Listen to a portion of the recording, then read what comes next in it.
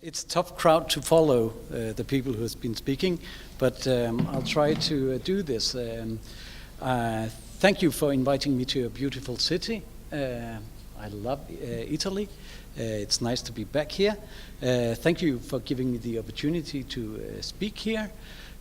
I'm a labor lawyer and have been so for 20 years, so I will be coming at this from a legal point of view.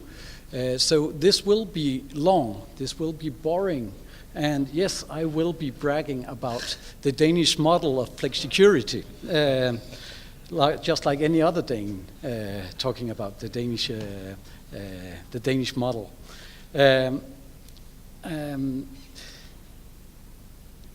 I will not, however, and I promise you that, I will not talk about Denmark going to the World Cup Championships and Italy not, at least not after this. I think we'll be living at your hotel that you had made reservations for, but never mind. As I said, I'm an attorney at law. I deal with labor law, occupational health and safety, and that will be my point of view from this. I come from, as you can see in the program, I'm the managing director of the Danish Confederation of Media Employers, and that means that we have almost every newspaper in Denmark. We have every weekly in Denmark as members. We have all the private-owned radios, local radios and national radios. We do not have the public broadcasters, which are the biggest media companies in Denmark. We do not have the magazines, but otherwise we are the biggest media employers group in Denmark. We have also advertising agencies as part of us, our members. We have printing plants for newspapers, but also for advertising and so on. And we have all the distribution for the newspapers, weeklies, dailies, and so on. More and more, that part of our membership are evolving into being delivery of letters and e-commerce packages and so on. So that's an evolving group of members we have there. So what do we do? Well, as I said, we do most of all, we do labor law, occupational health and safety, and we do education, not education by itself, but we make the framework for the education programs for the employees at our members' facilities. Coming from Denmark, of course, we have loads of collective agreements. We have, I think, 9 or 10 collective agreements with the journalist trade unions alone. We have collective agreements for white-collar workers. We have collective agreements for blue-collar workers. We have for the printing plants. We have for the distributions. Almost every single person at our members are covered by a collective agreement. And that's how it's like in most of Denmark. On the area of the journalists, they are very highly unionized. Almost everyone is a member of the union, even the freelancers. I'll get back to that later on. So that is the reality I'm dealing with. Everyone except for specialists and leaders are covered by collective agreements in our membership, member companies. So. Bragging about the Danish labor market structure, the flexicurity model, just to let you know, for the time being, I think a couple of weeks ago, Denmark set a new record high in numbers of Danes going to work every day. We have the highest numbers of employment ever recorded in Denmark. We have an unemployment rate of 4% for the time being. We have less than 10% of these 4% are long-term unemployed. We have almost no, we have way under 10% of youth unemployment. We have a lot of foreign workers, and actually, as you can see when everybody is in work in Denmark, we need more and more foreign workers. So if anyone wants to come to the new Nordic kitchen, a lot of rain and snow, and it's very cold in the summer, but we have great beer as well. Please come and join us. We need you at our labor market if you can't get a job here in Italy. We have, of course, also atypical work situations in Denmark. I don't think it's a very big concern for us because it's not that big a problem. Yes, we have a lot of part-time workers, but primarily on a voluntarily base, and most of them women. It is possible if you want to get a full-time job. Within a year or so, you can get a full-time job. So there is a great flexibility coming from a part-time job to a full-time job. There's also a great flexibility coming from a low-paid job to a higher-paid job. So the flexibility in the system is very, very big. There's a rise in the temp workers. We can see that. And we have to deal with that. That's a bigger and bigger problem. We need to figure out how to make it more flexible so that we can work more hours when it's needed, and half a year later, when it's not needed, you can take time off at that point. That's for the collective agreements to see to on a later stage. But I don't think we have that big a problem. So coming to the flexicurity, you can say that we have the advantage that it's easy to hire and it's easy to fire people. We have a very high compensation for unemployed to compensate for the easy hiring and firing. We have active labor market policies that makes the unemployed ready and educated for the demands of the labor market. All in all, I think in Denmark we have made a system where the unions, the employers, and the government, be it the center-left or center-right government, all agree that we have a mutual understanding of how to deal with the labor market.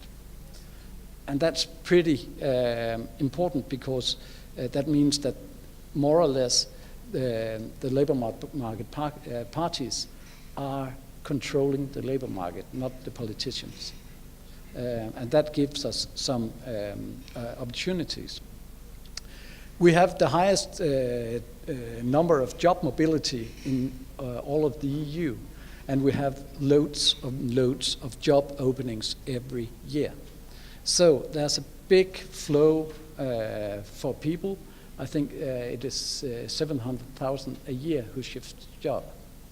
And from we have 2.8 million workers in the workforce. So that's quite a big amount of people shifting job every year.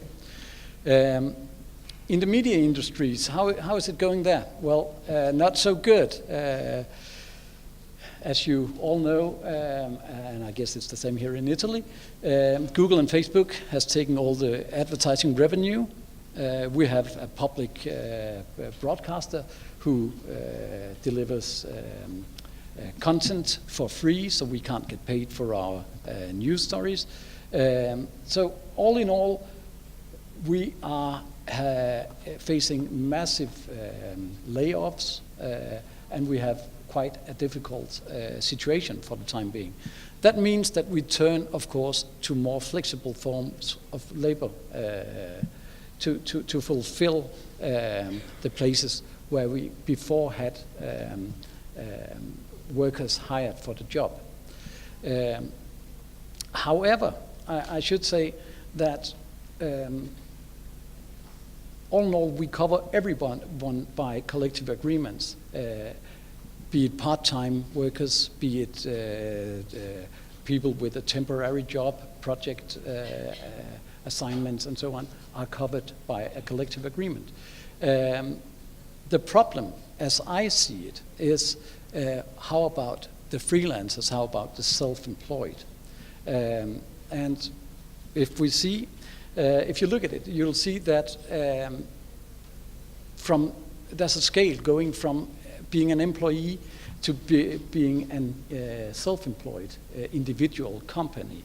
And there's a gray area in that respect, of course, because as we have heard, there are people doing a lot of multi-jobs at the same time. They're being part-time, they're being freelancers, they're being whatever. So they may be a wide, they're doing a lot of different jobs at the same time, and not only being a freelancer, because we have to differentiate between being a freelancer and being a part-time worker, being a temp worker, being temporarily hired. Having said that, what do we do about this? I don't think we can make a definition about when you're an easy definition of when you're an employee and when you're a self-employed. There's way too many elements to be considered in that phase. That's law. That's how it always is. But let me tell you what I think we should not do, and I urge you not to do. I think we should stop treating the freelancers like employees. They need to be recognized as what they are, and we have heard that before today. They are not blue or white collar workers. They identify as self-employed, as companies for themselves. And we need to respect that. And that also answers, I think, for the question that you raised, Luigi, about the unionization of the low unionization of these people. They're not blue or white collar workers. They are independent. So why should they go to a blue or white collar union? No, they will not. That's the one thing. The other thing is that I think it's time, at least in Denmark, for the unions to respect the competition regulation we have in place in all of Europe and in Denmark as well. The problem is that when unions organize freelancers, and I'm talking about real freelancers here, who are self-employed, they act, and that's the union, they act not as a union, they act as a business organization or a trade organization, not a union. And they need then to accept that there are different rules. There is something called competition regulation entering into force when you're dealing with as an association of companies. That means that when you do that as a union, you're not allowed to make agreements with your members on the pay they will go out and demand for their jobs.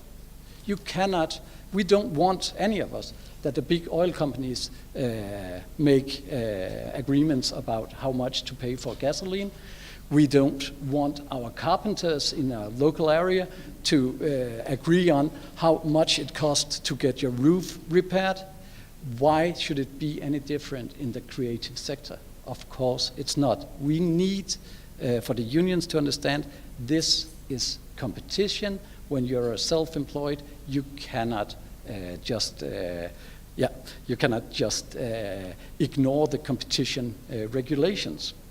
That also means that we, as an employer organization, cannot make a collective agreement regarding these self-employed, because that would be a hindrance for the competition. That goes without saying.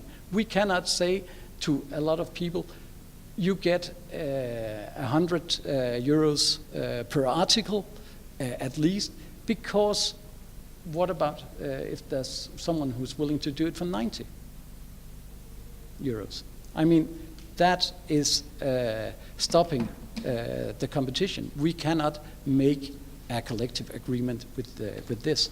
So what can we do? Well, I have a whole lot of suggestions, but I'm told that I cannot speak anymore.